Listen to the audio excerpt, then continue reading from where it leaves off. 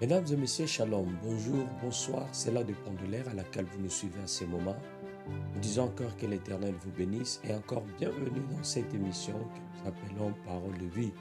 Parole de vie, c'est une émission de Firestone Media que nous appelons FMTV qui vous permet de connaître Christ et qui vous met en contact avec la parole de Dieu. Nous disons que l'Éternel vous bénisse encore pour votre fidélité à cette chaîne que nous appelons FMTV. Nous disons encore merci et encore merci à tous les abonnés qui sont en train de s'abonner, à tous ceux qui sont en train de suivre nos émissions, à tous ceux qui sont en train d'aimer nos émissions, à tous ceux qui sont en train de partager nos émissions avec d'autres personnes. Nous disons que l'Éternel vous bénisse et que la bonté de Dieu vous soit accordée de la part de Dieu le Père et de Jésus-Christ, notre Seigneur. Nous voulons encore lancer nos expressions de gratitude particulièrement à tous ceux qui sont fidèles, aux fidèles abonnés, mais également à tous ceux qui sont partenaires de cette chaîne de partout au monde, ceux qui sont en Europe, ceux qui sont en Afrique, ceux qui sont en Amérique, ceux qui sont en Asie, en Australie, ici chez nous, en Océanie. Que l'Éternel vous bénisse. Ceux qui nous suivent en Nouvelle-Zélande et partout au monde, que l'Éternel vous bénisse pour votre fidélité à ces programmes et la manière dont vous avez choisi de soutenir cette chaîne et aussi d'aider l'Évangile de l'avant. Nous voulons aussi dire nos expressions de gratitude à tous ceux qui travaillent dans cette chaîne et ceux qui travaillent jour et nuit pour que vous puissiez être bénis, que vous puissiez être édifiés. Nous disons que l'Éternel bénisse tous ses serviteurs de partout au monde, les serviteurs de Dieu au travers FMTV à Kinshasa. Nous voyons Fanny Matoko et toute l'équipe. Nous disons que l'Éternel vous bénisse.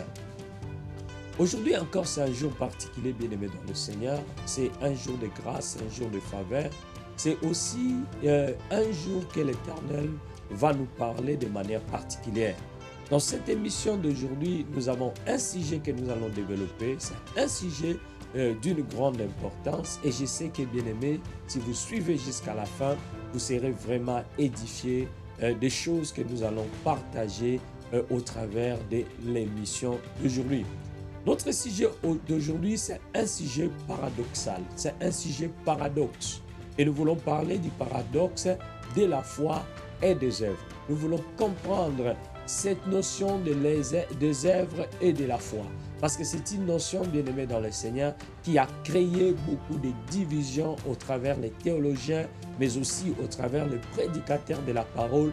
Comprendre la notion de la foi et des œuvres. Et c'est ça, bien-aimé dans le Seigneur, que nous voulons développer dans ce sujet. La notion de la foi et la notion des œuvres.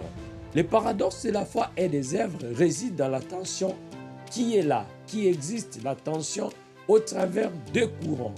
La première tension ou encore le premier courant, c'est qu'il y a ceux qui soutiennent que le salut s'obtient seulement par la foi et on n'a pas besoin d'œuvres. On n'a pas besoin de faire quoi que ce soit. Nous sommes sauvés par la foi. Et c'est là, il se justifie par la grâce. Nous sommes sauvés par la foi et par la foi, c'est-à-dire que nous n'avons plus rien à faire parce que nous sommes sauvés par la foi et c'est seulement la foi. Et là, ils disent que nous sommes sauvés par la grâce au moyen de la foi. Donc, on n'a pas besoin d'œuvres. Mais également, il y a ceux qui soutiennent que non, nous devons avoir les œuvres parce que les œuvres sont nécessitées, sont nécessaires à la foi. La foi nécessite les œuvres. Ça fait notre deuxième courant. Et tous les deux courants, bien-aimés dans le Seigneur, sont soutenus par les textes de la Bible. Le premier courant qui soutient que nous sommes sauvés que par la foi. Seule la foi sauve. Et on n'a pas besoin de faire quoi que ce soit. Il n'y a rien que l'homme peut faire. Parce que c'est seulement la foi qui sauve, sont soutenus par les écrits de l'apôtre Paul. Et aujourd'hui, bien-aimés, nous allons analyser ces écrits de l'apôtre Paul pour savoir parmi les deux courants qui ont raison et qui n'ont pas raison. Nous allons éclairer au travers de la Bible qui ont raison et qui n'ont pas raison. Et aussi, nous allons répondre à une question. Est-ce que la Bible se contredit? Parce que il y a l'apôtre Paul qui soutient le premier courant, comme nous venons de le dire, mais le deuxième courant est aussi soutenu par l'apôtre Jean. L'apôtre Jean qui a dit que la foi doit avoir les œuvres. Et on comprend que pour l'apôtre Jean, nous devons avoir les œuvres au-delà de la foi que nous avons. Alors ça fait deux courants, bien-aimés dans le Seigneur.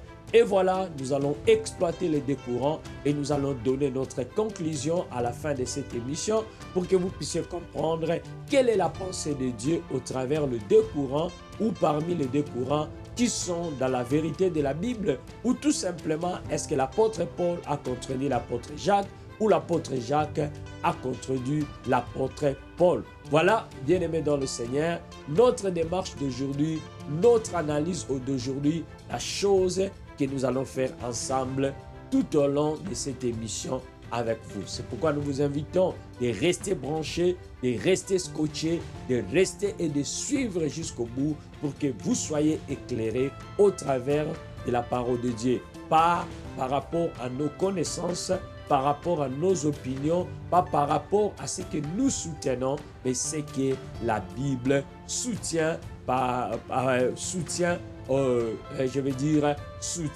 par rapport à ces deux courants théologiques, mais bien sûr, qui existent aujourd'hui et qui constituent la compréhension du salut.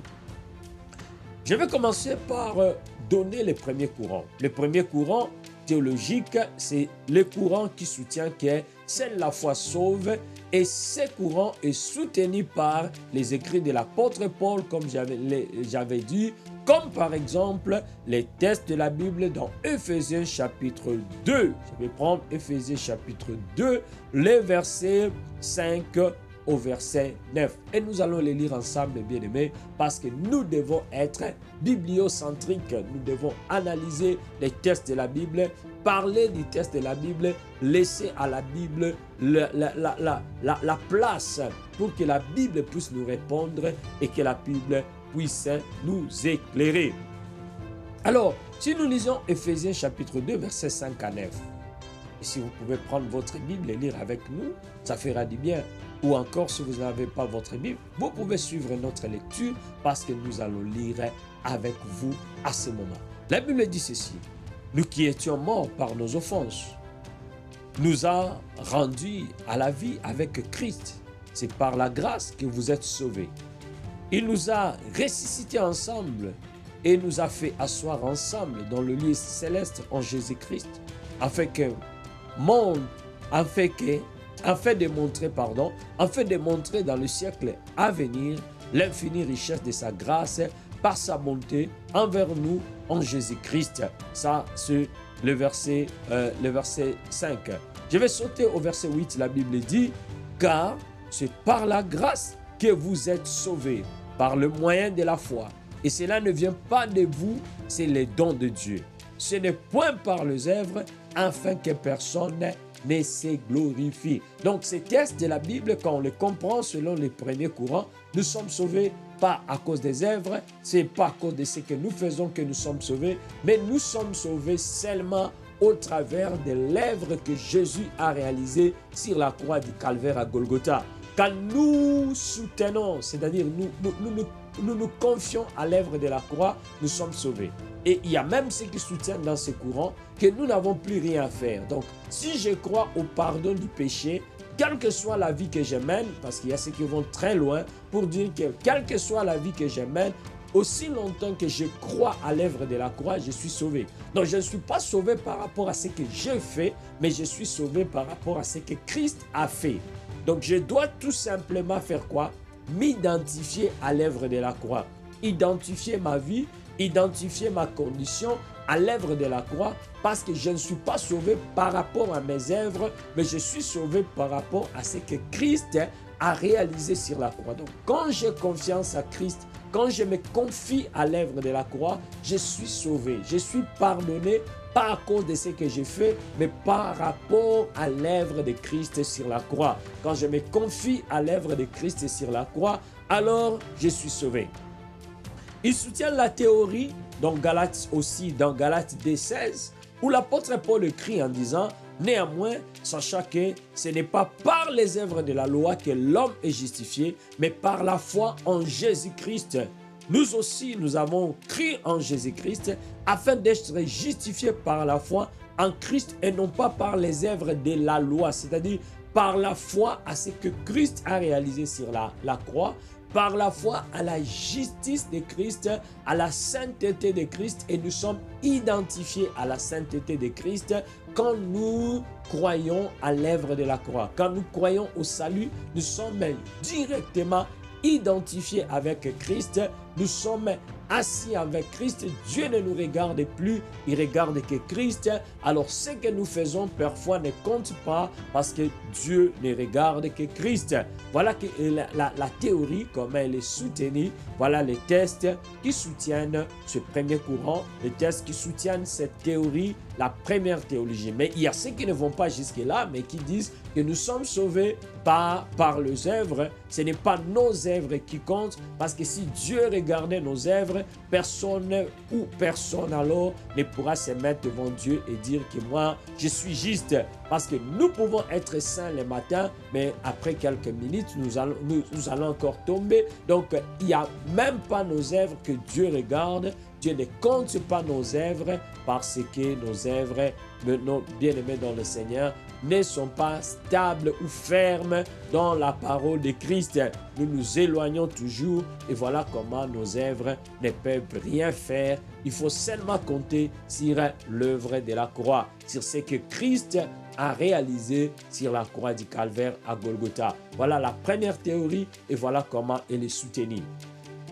Par contre, il y a une deuxième théorie. La deuxième théorie est soutenue par les écrits de l'apôtre Jacques et qui soutiennent que la foi sans les œuvres, elle est morte. On ne peut pas être sauvé et on dit qu'on est sauvé sans les œuvres. Donc la foi, les œuvres sont une nécessité de la foi. Les œuvres sont une nécessité de la foi. L'apôtre Jacques écrit dans Jacques chapitre 2, mais je vais lire quelques versets. Si vous avez le temps, vous allez lire le livre de Jacques chapitre 2, l'épître de Jacques au chapitre 2. Vous allez commencer au verset 14, vous allez descendre jusqu'au verset 26. Mais moi, je vais seulement prendre quelques versets parce que pour vous permettre de gagner du temps. Je vais commencer le verset 14. La Bible dit, je vais lire moi le verset 14, je vais lire 17 à 18, 20 à 22 et puis je vais lire 24 et 26. La Bible dit ceci: mes frères et sœurs, que sert-il à quelqu'un de dire qu'il a la foi s'il n'a pas les œuvres? Cette foi peut-être les sauver. Voilà une question et la question est aussi par rapport au salut. Est-ce que cette foi peut les sauver? C'est une question par rapport au salut. Il en va de même pour la foi. Le verset 17. Si elle ne produit pas d'œuvre, elle est morte en elle-même. Verset 18. Mais quelqu'un dira, toi tu as la foi et moi j'ai les œuvres. Montre-moi ta foi sans les œuvres et moi c'est par mes œuvres que je te montrerai ma foi. Je suis en train de lire la version second 21. Le verset 20 dit, veux-tu reconnaître, homme sans intelligence, que la foi sans les œuvres est morte? Verset 21. Notre ancêtre Abraham n'a-t-il pas été considéré comme juste sur la base de ses actes lorsqu'il a offert son fils Isaac sur l'autel? Ce qui est important, c'est que quand vous lisez même les écrits de l'apôtre Paul, lui aussi, il fait allusion à notre père Abraham. Et on va y revenir. Tu vois bien que sa foi agissait avec ses œuvres et que par les œuvres, sa foi a été menée à la perfection. La foi menée à la perfection, c'est un élément très important qu'il faut souligner dans ce texte. Sa foi a été menée à la perfection. Je vais continuer au verset 24. Vous voyez donc que l'homme est déclaré juste sur la base de ses actes et pas seulement de la foi. Ça, c'est l'apôtre Jacques. L'homme est déclaré juste par rapport à ses actes et pas seulement par rapport à la foi. Verset 26. En effet, de même que le corps sans esprit est mort, de même la foi sans les œuvres est morte. Voilà ceux qui soutiennent cette théorie disent, si on n'a pas les œuvres, on ne peut pas dire qu'on a la foi, car la foi ne peut pas exister sans les œuvres. On ne peut pas dire qu'on a la foi si on n'a pas les œuvres.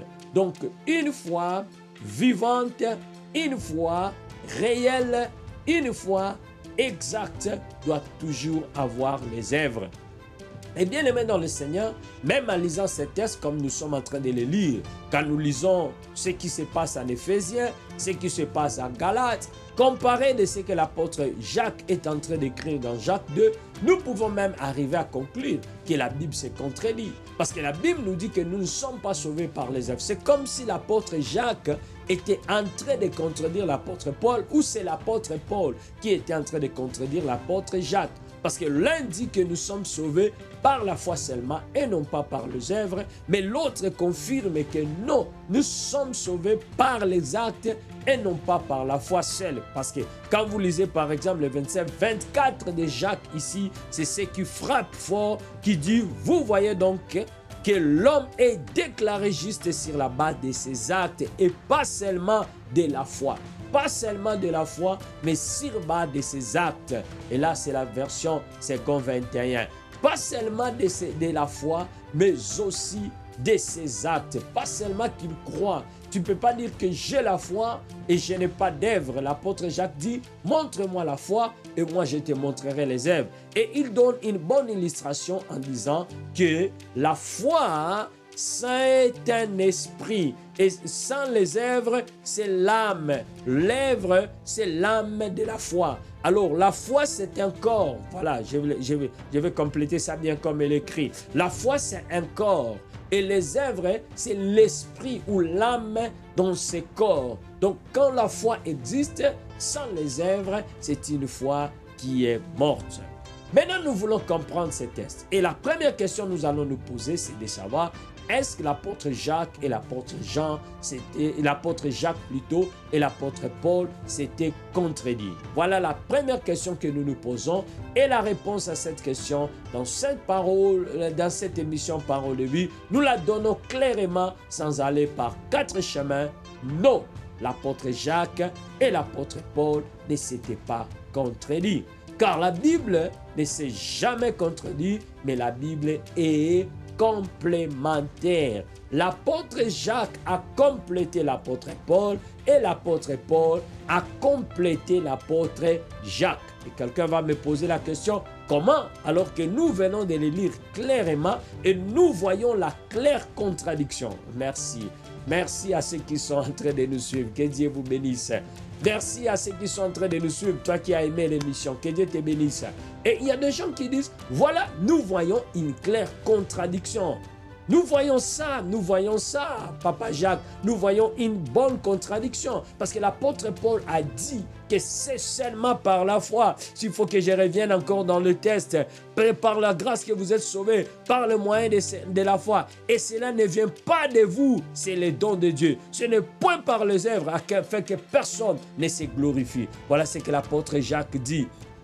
Voilà ce que l'apôtre Jacques dit et l'apôtre Paul dit. Et voilà l'apôtre Paul qui continue dans Galates. Il dit, mais par la foi en Jésus-Christ, nous aussi nous avons cru en Jésus-Christ afin d'être justifiés par la foi en Christ et non pas par les œuvres de la loi. Et l'apôtre Jacques qui dit, non, l'homme est déclaré juste. L'apôtre Paul a dit, nous avons été justifiés par la foi et non pas par les œuvres de la loi. Et l'apôtre Jacques qui vient qui dit, non, l'homme est déclaré juste sur la base de ses actes et pas seulement de la foi. Donc, c'est une bonne contradiction que nous voyons clairement établie qu'il y a une contradiction. Et comment vous venez nous dire qu'il n'y a pas de contradiction? Parce que nous voyons la contradiction. Et je vais vous dire, bien-aimés dans le Seigneur, non, il n'y a pas de contradiction. Pour comprendre qu'il n'y a pas de contradiction, nous devons épingler la différence entre les deux textes.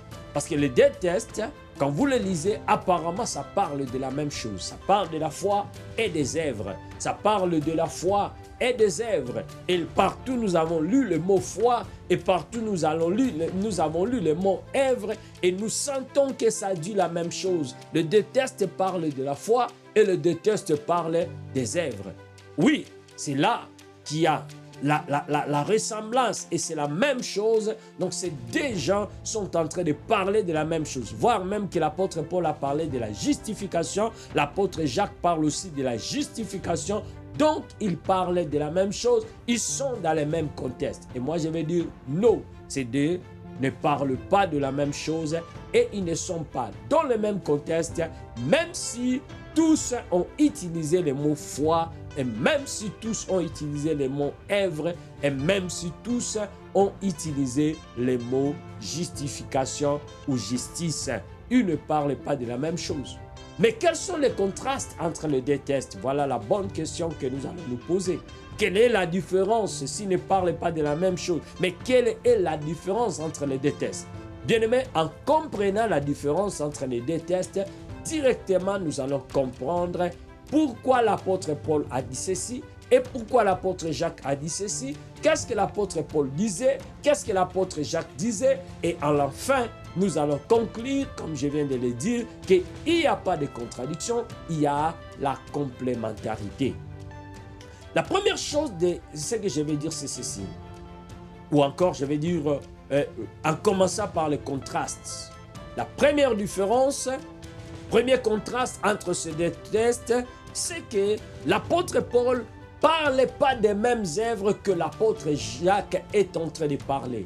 L'apôtre Paul parle des œuvres de la loi et l'apôtre Jacques parle des œuvres de la foi. Il y a la différence entre les œuvres de la loi et les œuvres de la foi. L'apôtre Jacques ne parle pas des œuvres de la loi, mais parle des œuvres de la foi. Et l'apôtre Paul ne parle pas des œuvres de la foi, mais il parle des œuvres de la loi. Il y a une différence entre les œuvres de la loi et les œuvres de la foi. Et je vais donner la différence aujourd'hui et ça vous permettra de comprendre que même si partout on a utilisé le mot œuvre, mais on ne parle pas des mêmes œuvres. Il y a une différence entre le mot œuvre utilisé par l'apôtre Jacques et le mot œuvre utilisé par l'apôtre Paul.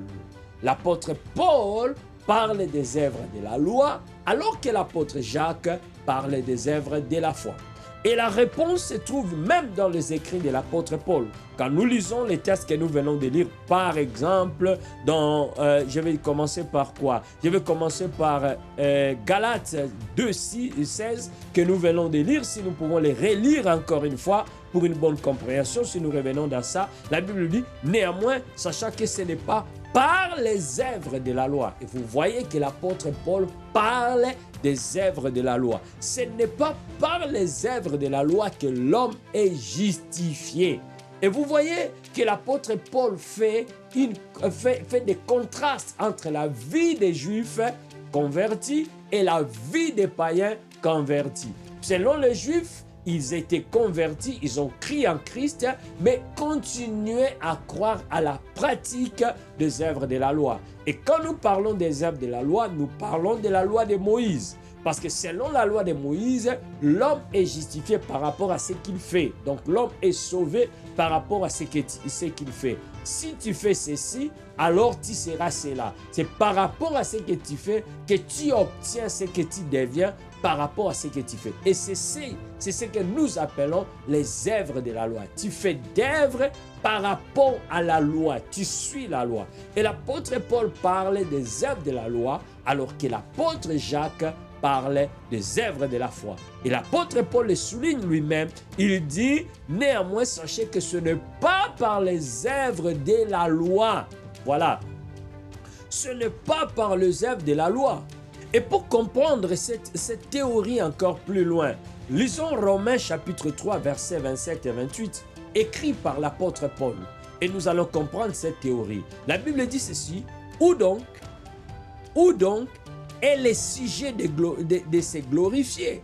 Et si vous commencez très loin, vous verrez qu'il est toujours en train de parler de la loi, des œuvres de la loi et de ce que les gens font pour obéir à Dieu par rapport à ce qu'ils font. Et ici, il dit, où donc est le sujet de se glorifier? il est exclu. Ça, c'est l'apôtre Paul, il dit, nous sommes sauvés par la foi et il n'y a pas donc sujet de se glorifier. Il continue. Vous voyez que c'est la même chose qu'il a dit même dans Galates où nous avons lu, et mais également dans Ephésiens 2 où nous avons lu. Il dit, par la loi des œuvres, par la loi des œuvres, je vais commencer. Où donc est le sujet de se glorifier? Il est exclu. Par quelle loi? Par la loi des œuvres? Non, mais par la loi de la foi. Vous voyez que ici, l'apôtre Paul fait maintenant des contrastes de lois. Quand nous lisons dans la version Louis II, des contrastes de lois. Il parle de la loi de la foi et il parle des œuvres de la loi. J'aime ça. Il dit non, non, mais par la loi de la foi, par la loi des œuvres, non, pas par la loi des œuvres, mais par la loi de la foi. Donc, vous voyez qu'il y a deux lois, la loi des œuvres et la loi de la foi. Et je veux dire que l'apôtre Jacques ne parlait pas de la loi des œuvres, mais il parlait de la loi de la foi. Voilà un peu où je vais maintenant ramener tout ce qu'on est en train de dire. Il ne parlait pas de la loi des œuvres, mais il parlait de la loi de la foi.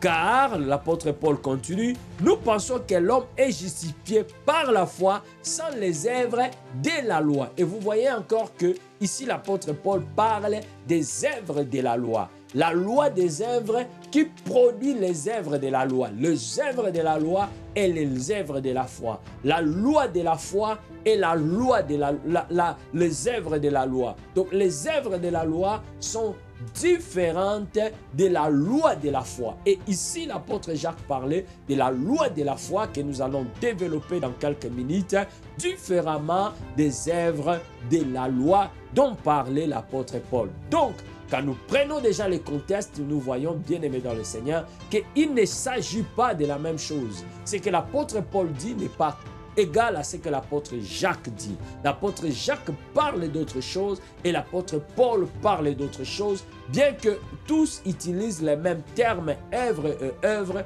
mais il ne s'agit pas des mêmes œuvres. On parle des œuvres différemment, donc des différents types d'œuvres, les œuvres de la loi et les œuvres de la foi. La deuxième chose ici, bien que partout on parle du salut, parce que quand vous voyez l'apôtre Paul, l'apôtre Jacques parler, il a aussi parlé du salut, et l'apôtre Paul a aussi parlé du salut. L'apôtre Paul a dit par rapport au salut que ce n'est pas par les œuvres de la loi que nous sommes parvenus au salut. Si je vais revenir encore pour revenir et vous faire voir ce que nous disons dans Ephésiens chapitre 2 verset 8, car c'est par la grâce que vous êtes sauvés. Il s'agit du salut par le moyen de la foi. Et cela ne vient pas de vous, c'est le don de Dieu. Nous sommes sauvés. Vous voyez qu'on parle du salut. Et ici, l'apôtre Jacques aussi parle du salut. Et l'apôtre Jacques dit ceci, mes frères et sœurs, que si elle tire à quelqu'un de dire qu'il a la foi, s'il n'a pas les œuvres, cette foi peut-elle le sauver? Et on parle aussi du salut. Partout on parle du salut, l'apôtre Paul parle du salut et l'apôtre Jacques parle du salut. Et ici, l'apôtre Jacques, c'est comme s'il nous montre que la foi, les œuvres de la foi peuvent sauver. Mais ce n'est pas le cas. L'apôtre Jacques dit ici, mes frères, qu'est-ce qu'elle dit à quelqu'un de dire qu'il a la foi? Vous voyez, ici, on ne parle pas de quelqu'un qui a la foi, mais on parle de quelqu'un qui dit qu'il a la foi. Quelqu'un qui prétend avoir la foi, s'il faut le dire dans d'autres termes. Quelqu'un qui dit qu'il a la foi. L'apôtre Jacques ne fait pas allusion à quelqu'un qui a la foi, mais il fait plutôt allusion à quelqu'un qui dit qu'il a la foi. La Bible dit, mes frères, que sert-il à quelqu'un de dire qu'il a la foi? Donc, il dit qu'il a la foi, mais est-ce qu'il a réellement la foi? On ne sait pas. Est-ce qu'il n'a pas la foi? On ne sait pas. Mais c'est lui-même qui le dit qu'il a la foi. Et si nous allons très loin dans cet enseignement, vous verrez que celui qui a la foi, bien aimé, n'a même pas besoin de dire qu'il a la foi parce que la foi se manifeste. Il n'a pas besoin de dire que j'ai la foi il a besoin de vivre la foi et la foi se manifeste.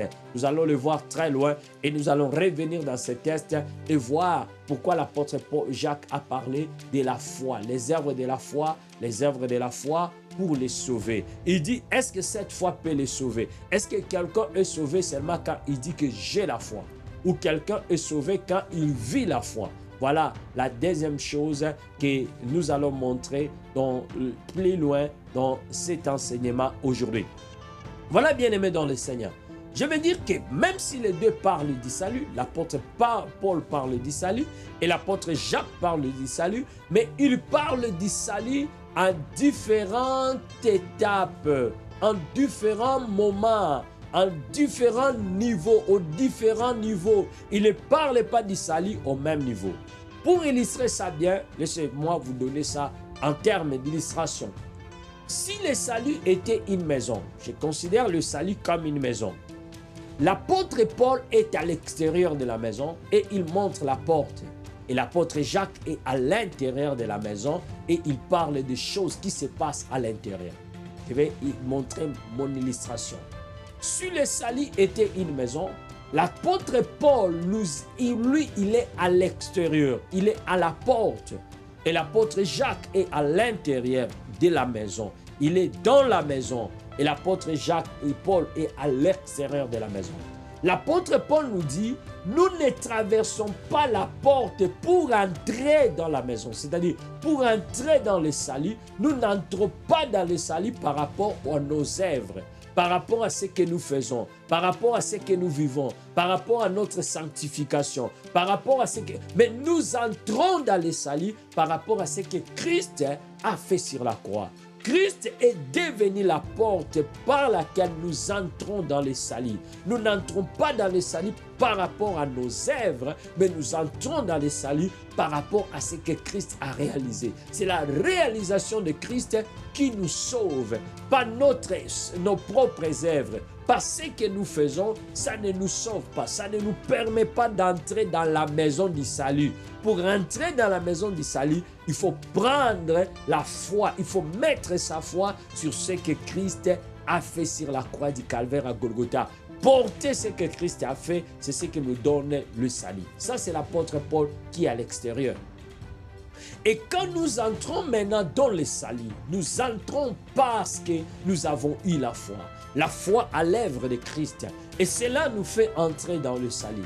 Maintenant, quand nous entrons à l'intérieur du salut, à l'intérieur, nous trouvons l'apôtre Jacques. Il est à l'intérieur de la maison. Et il nous dit, voilà, ceux qui sont dans cette maison, ceux qui sont dans le salut, ceux qui sont sauvés ont une manière de vivre. Ils ont une manière de marcher. Ils ont une manière de faire. La foi doit toujours produire les fruits. Et les fruits de la foi sont les œuvres. Nous ne disons pas, l'apôtre Jacques ne nous dit pas comment nous pouvons obtenir la foi, mais l'apôtre Jacques nous dit de ce que la foi va faire à nous.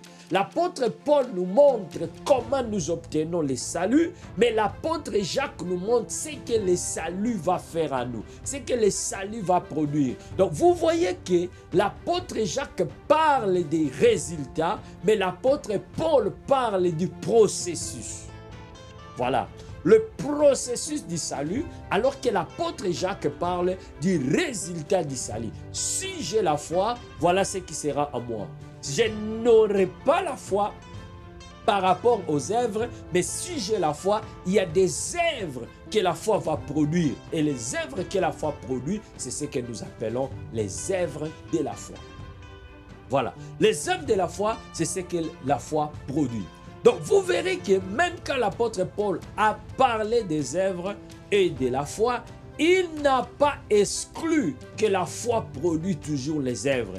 Il n'a pas exclu que quelqu'un qui est déjà dans le salut, parce que c'est de ça que l'apôtre Jacques parle, doit avoir les œuvres de la foi. Il doit avoir les œuvres. Parce que si nous revenons, je voulais qu'on revienne ensemble maintenant dans ce que l'apôtre Paul a écrit dans Éphésiens chapitre 2. Nous l'avons lu, c'était notre premier texte où l'apôtre Paul parlait des œuvres et il parlait aussi de la foi.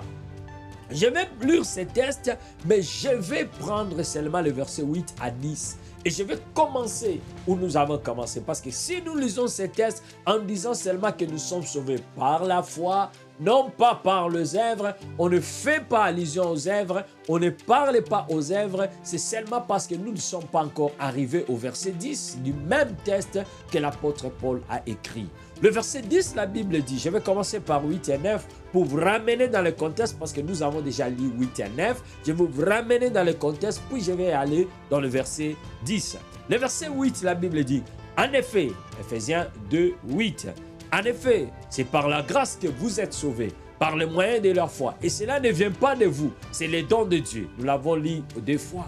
Encore et encore. Ce n'est pas par les œuvres, afin que personne ne puisse se vanter. C'est ce que nous avons lu.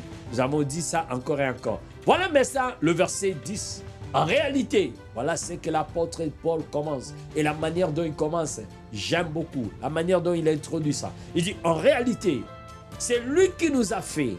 Nous avons été créés en Jésus-Christ. Ça, c'est le moment que nous entrons en lui. Nous entrons dans la foi.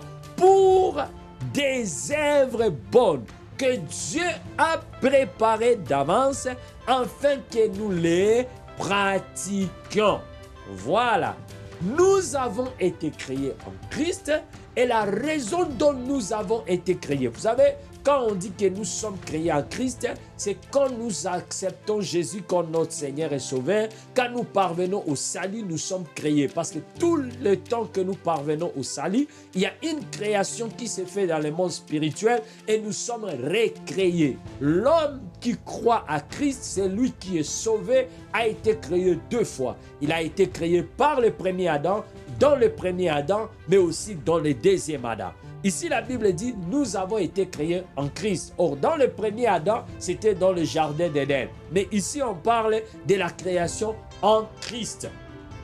C'est pourquoi quand vous lisez la Bible, par exemple, dans 1 Corinthiens chapitre 5, verset 17, la Bible dit, si quelqu'un en Christ est devenu une nouvelle créature, tu ne peux pas être une nouvelle créature s'il n'y a pas eu une nouvelle création. Parce qu'il n'y a pas de créature sans création. Si nous sommes devenus une nouvelle créature, c'est parce qu'il y a eu une nouvelle création. Le salut, c'est une création. Et la Bible dit, nous avons été créés en Christ. C'est-à-dire, nous avons subi une nouvelle création quand nous sommes entrés en Christ. En d'autres termes, dans le langage facile, quand nous sommes sauvés. Et la Bible dit, nous avons été sauvés. Nous avons donc été créés en Christ pour des œuvres bonnes. Ou alors pour les bonnes œuvres. Donc, si nous avons été sauvés, ce n'est pas pour rien, mais parce qu'il y a des œuvres qui sont à l'intérieur du salut. Et je parle de l'intérieur. Considérez toujours mon illustration.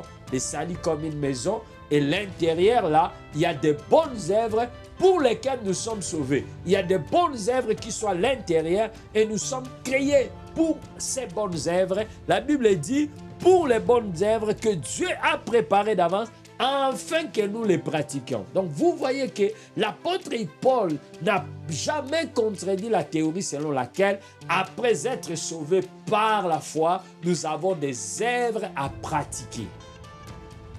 Il n'a pas exclu cette théorie. Il a soutenu d'ailleurs la théorie et il a dit, nous sommes sauvés par la grâce, non pas par les œuvres de la loi, pas par la loi, par la grâce, non pas par les œuvres, mais nous avons été créés en Christ pour des bonnes œuvres afin que nous puissions pratiquer. Donc, si vous comprenez ces textes que nous venons de lire et tout ce que nous avons donné là devant, vous comprenez avec moi qu'il n'y a pas de contradiction, c'est seulement les contextes qui ne sont pas les mêmes.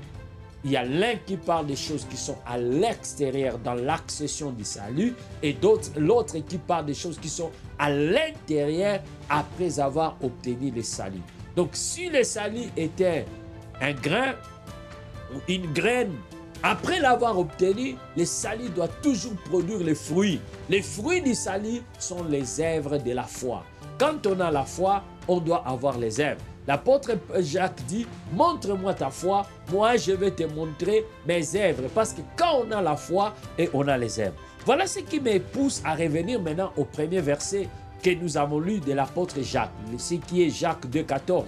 La Bible dit, mes frères et sœurs, que sert-il à quelqu'un de dire qu'il a la foi s'il n'a pas les œuvres? Donc quelqu'un qui a la foi n'a pas besoin de dire qu'il a la foi.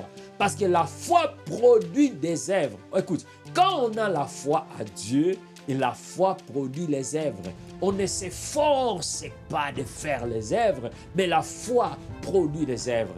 Tout celui qui a la foi, qu'il le veuille ou pas, la foi va lui produire les œuvres. C'est ce que nous allons appeler les œuvres de la foi. C'est pourquoi quelqu'un qui a obtenu la foi, il a une transformation dans sa vie. Parce que la foi produit les œuvres. Celui qui a la foi n'a pas besoin de nous dire qu'il a la foi. Parce que nous verrons la foi. La foi ne se cache pas. Là où la foi se trouve, la foi produit les œuvres. On voit toujours les œuvres de la foi. Car la foi produit les œuvres. Alors voilà pourquoi l'apôtre Jacques introduit et dit, que dire, c'est quelqu'un qui a dit que j'ai la foi. Et moi je vais dire, cet homme-là, qui a dit qu'il a la foi et il n'a pas les œuvres, il n'a pas la foi. Parce que quelqu'un qui a la foi n'a pas besoin de dire que j'ai la foi parce que nous verrons ses œuvres. Quelqu'un qui est sauvé, il n'a pas même besoin de nous dire qu'il est sauvé parce que nous le verrons pratiquer les bonnes œuvres que Dieu a préparées d'avance qu'il puisse les pratiquer. Voilà la réponse à cette question. Est-ce que la foi sans les œuvres existe? Non, la foi n'existe pas sans les œuvres. On ne peut pas avoir une foi qui n'a pas d'œuvre. Quand on a la foi finit toujours par produire les œuvres.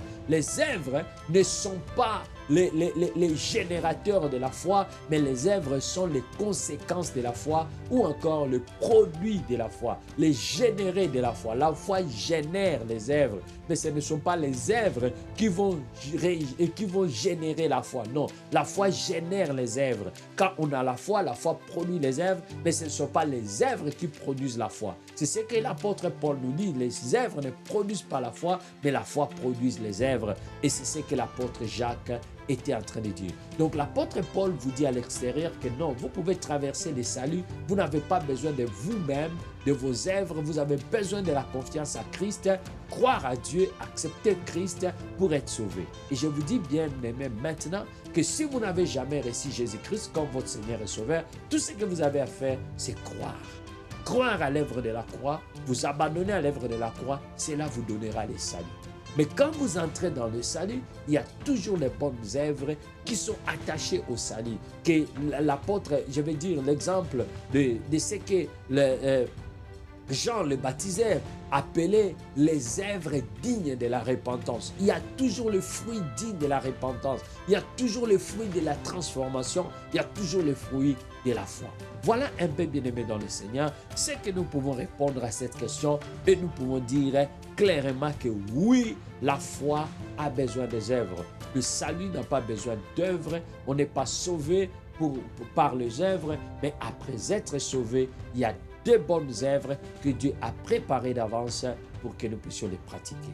Ceci dit, je voulais dire tout simplement, bien-aimé dans le Seigneur, on ne peut pas se dire que je suis sauvé, je ne peux rien faire comme bonne œuvre, ou encore je ne peux pas changer mon comportement, je dois rester même dans mon péché, mais je dois seulement croire au pardon. Je dois seulement croire. Non, cette théorie-là, elle est fausse.